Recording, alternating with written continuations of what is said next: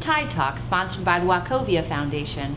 I'm here with Ron Magill, and it's my pleasure to ask you to introduce yourself to our audience. Hey, I'm Ron Magill. I'm the Communications Director, Goodwill Ambassador at Miami Metro Zoo down in Miami, Florida. Fabulous. Now, what does a Goodwill Ambassador do?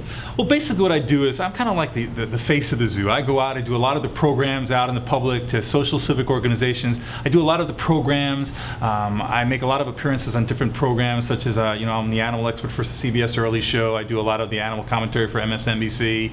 I do a lot of the Spanish network shows, some shows ranging from variety shows like Sábado Gigante to their Despierta América, which is like their Good Morning America. So basically it's for people from the old school, the old Joan Emery, Jim Fowler things, the kind of things Jack Hanna does now too. I do it on the Spanish networks, and I do it on a local level and through Animal Planet in Miami.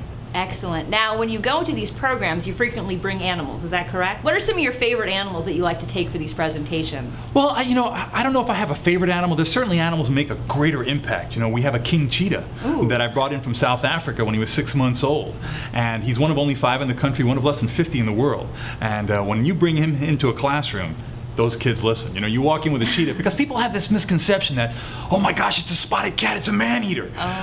So one of my jobs, one of my challenges is to get kids to understand the animal, respect the animal. I think it's important that we teach people not to fear, but to respect. And that's the job, and that's what the cheetah can do so well, because contrary to popular belief, the cheetah is a chicken. It's really not that dangerous an animal at all.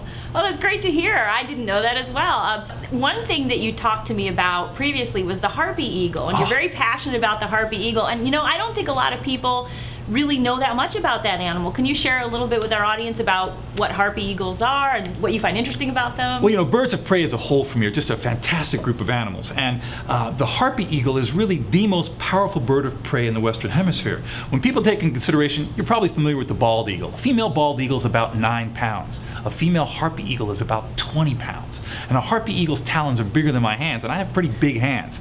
This is an animal that lives in the rainforest of Central and South America, feeds on everything from full-grown sloths to full-grown howler monkeys. It is one of the most majestic, most beautiful birds I've ever seen in my life. I didn't see my first one alive until 15 years ago in Panama.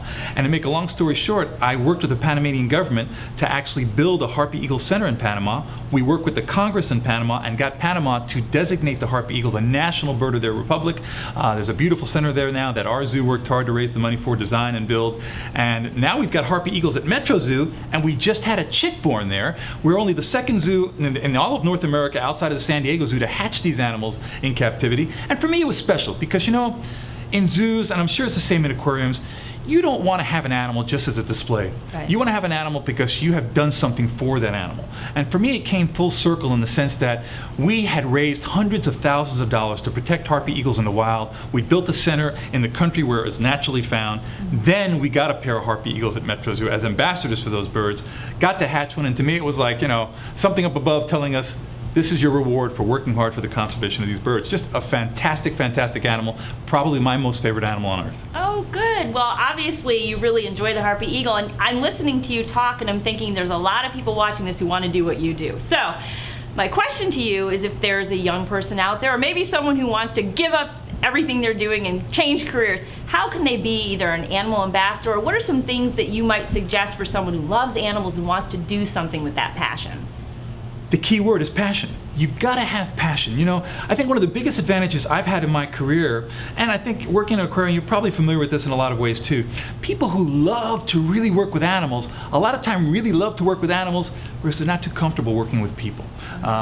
If you can mix the both together, if you can convey that passion that you have for wildlife to people, if you can communicate that, inspire people, you'll be successful. Is there any final word or parting message you'd like to share about the environment, about the animals, that you'd like people to take away from your talk here? There's a saying that we hear all the time. It says, in the end, we protect what we love what we understand, and we understand what we're taught.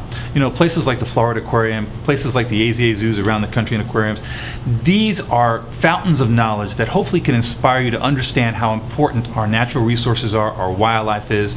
Even if you never see one of these wild animals in the wild, doesn't mean that their presence in the wild doesn't have an impact on your quality of life on this planet. So remember that. Remember there are things that are much greater than we are, and to help those things, to come to places like the Florida Aquarium, to learn about them, will only enrich your own life. Well, thank you. Thank you for being here, and thank you for supporting Tide Talks, courtesy of the Wachovia Foundation. Thanks, Wachovia.